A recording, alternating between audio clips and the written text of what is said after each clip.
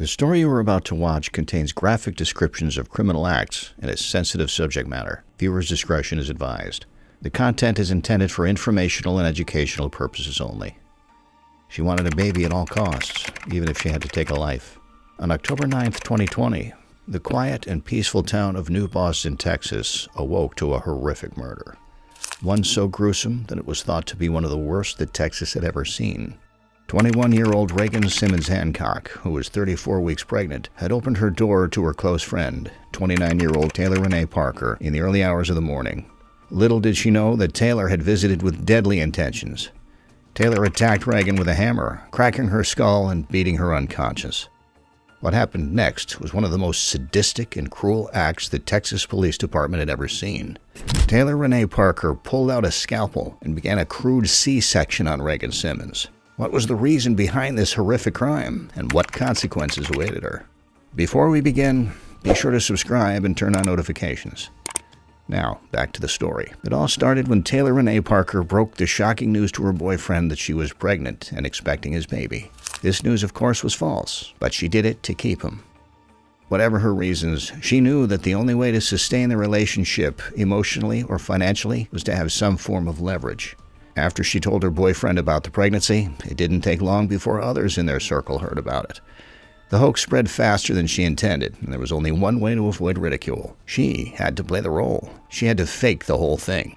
Taylor falsified visits to the hospital, bought fake ultrasounds, and obtained other very specific pregnancy information. She even held an extravagant gender reveal party for a pregnancy that didn't exist. Taylor knew that she had to figure out a plan because she'd have to present a baby somehow when the time came. She spent her time on the internet, sharing baby bump pictures and fake ultrasound results. She took it a mile too far by even posting baby items and telling friends her due date. The problem was that Taylor had a dark past, one she had hidden from everyone, including her boyfriend. Earlier in life, she had undergone a hysterectomy, a surgical procedure to remove the uterus. This meant she could no longer conceive. At first, she dealt with her reality, trying to look past it and build a new life without the prospect of having children. But when she entered a new relationship, she realized her happiness would not be complete without a baby. She sank into depression, hiding her fears and insecurities, until she devised a grand plan that could change her life.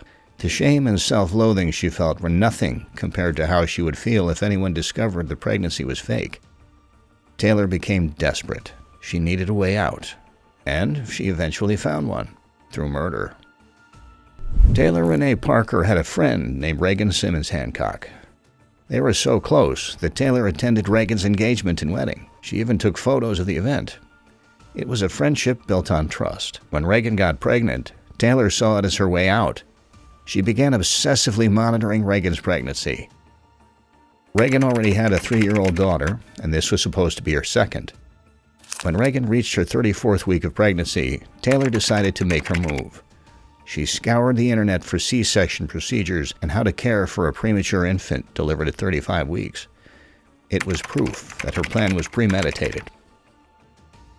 On that fateful morning, Taylor called her boyfriend, claiming she was having contractions and had to rush to the hospital. She left early to avoid raising suspicion. She carried a hammer, a scalpel, and some baby supplies. When she arrived at Reagan's home, Reagan was glad to see her friend and let her in without any suspicion.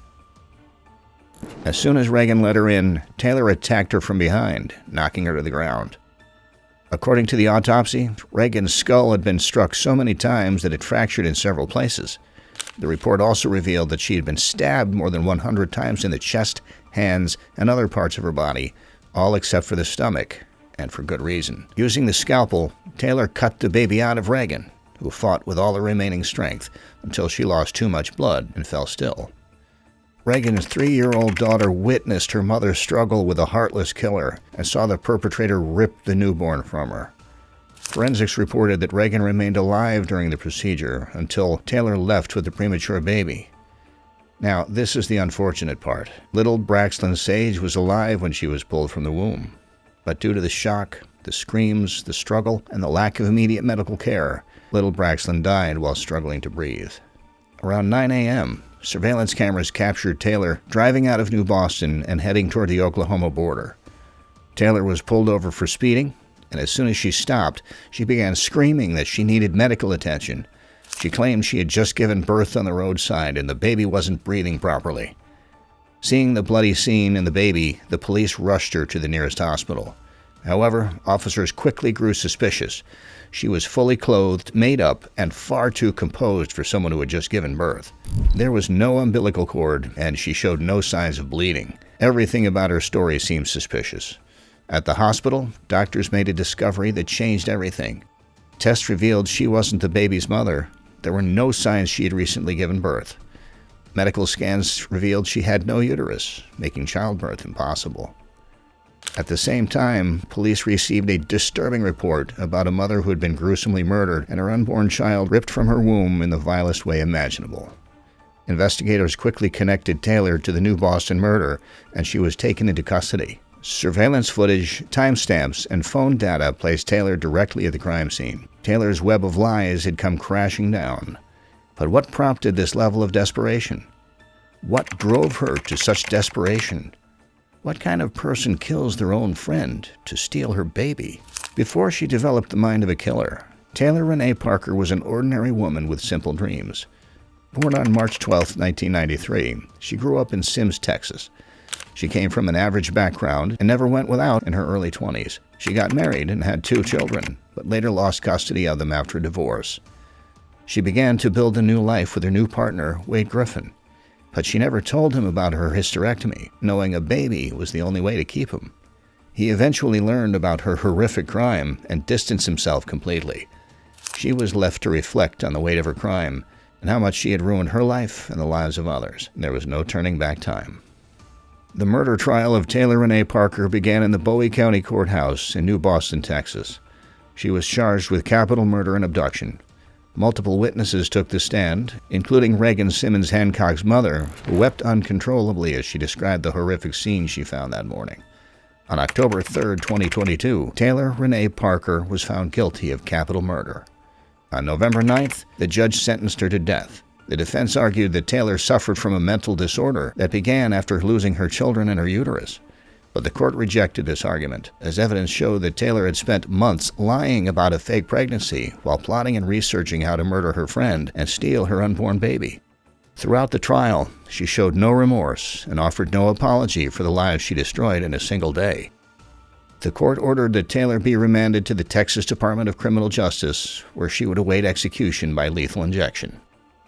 Texas reinstated the death penalty in 1976, and the last female execution took place in 2014. Taylor would become the first woman executed in Texas in more than 10 years. According to reports from the Texas Department of Criminal Justice, a death row inmate may spend up to 11 years before facing execution. This data, based on previous executions, shows that the wait can be even longer. With so much time on her hands, Taylor would likely begin the appeals process in the Texas courts, which could lead to petitions for review. Over time, the case could change hands, and new evidence, such as claims of ineffective counseling, could surface, delaying the execution further. Some death row inmates have spent far longer, in some cases over 30 years, before execution.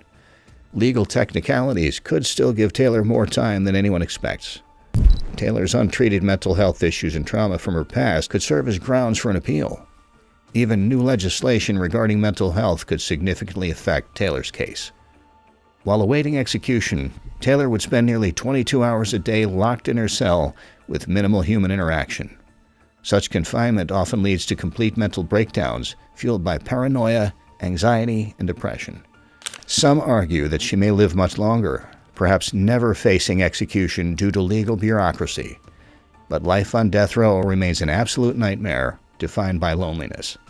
Spending nearly an entire day in a tiny 6x9 cell is enough to drive anyone to a breakdown. On execution day, Taylor would be given her last meal, whatever the prison was serving that morning, nothing fancy. The law that once allowed death row inmates to request a special last meal was abolished in Texas in September 2011. She would be allowed a final phone call and a last visit. All appeals for clemency would be rejected after noon, and the final procedures would begin. Taylor would be moved to the Texas Execution Facility in Huntsville. When the time for execution comes, she will be asked to either speak her last words or write them to be read aloud. Last words are usually recorded as the final statement, marking the end of an inmate's life. After that, the process of administering the lethal injection on a strapped table begins. The inmate loses consciousness in under 20 seconds, and within 30 minutes is pronounced dead. This is the fate that awaits Taylor Rene Parker, and it could happen at any time, if it happens at all. Her desperation to cover her lies led to the death of an innocent mother and a child whose future was stolen by a scalpel in the wrong hands. A tragedy forever etched in the history of Texas's most vicious and violent crimes. Thank you for watching, and don't forget to subscribe. Find out how one ordinary man became the most terrifying killer alive, and how he evolved into an urban legend in Plainfield.